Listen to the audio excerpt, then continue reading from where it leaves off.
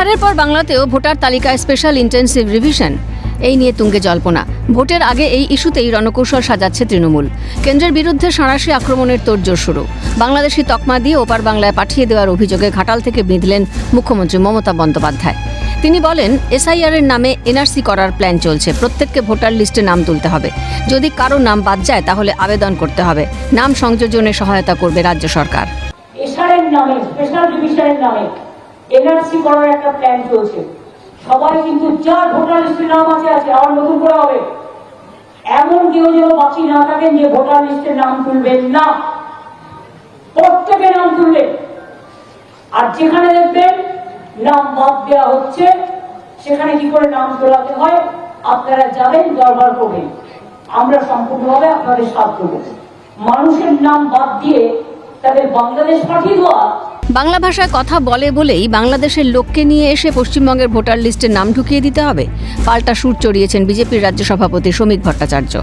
কিন্তু লোক নেমে পড়েছেন, কি ভুল বলেছে সেটা একটা রিটুইট করেছে।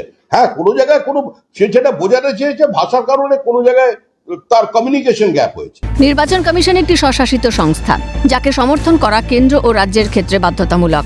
স্বচ্ছ ভোটার তালিকা তৈরিতে বিহারের তুলনা টেনে রাজ্যের বিরুদ্ধে অসহযোগিতার অভিযোগ রাজ্যের বিরোধী দলনেতা শুভেন্দু অধিকারীর। आप देख लीजिए, election commission is a independent constitutional body. इसको सपोर्ट देना सेंट्रल और स्टेट गवर्नमेंट का मैंडेटरी है। बिहार में सपोर्ट मिला है, इसलिए साफ सुथरा वोटर लिस्ट मिला है। बंगाल में जिस तरीके से हालत है, यहाँ स्टेट गवर्नमेंट से सपोर्ट मिलना সম্ভব নেই। বাংলাদেশি ও রোহিঙ্গাদের নাম ঢুকিয়ে ভোটার তালিকায় কারচুপির অভিযোগ বিজেপির। এই ইস্যুতে যখন সরগরম রাজ্য, তখন গান বাঁধলেন হরিণঘাটার বিজেপি বিধায়ক তথা কবিয়াল অসীম সরকার।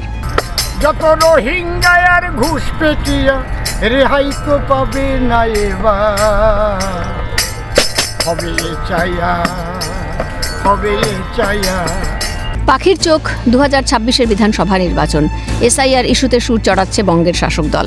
অন্যদিকে ভোটার তালিকা সংশোধনে মরিয়া গেরুয়া শিবির। এর প্রভাব কি পড়বে ভোট বাক্সে, বলবে সময়।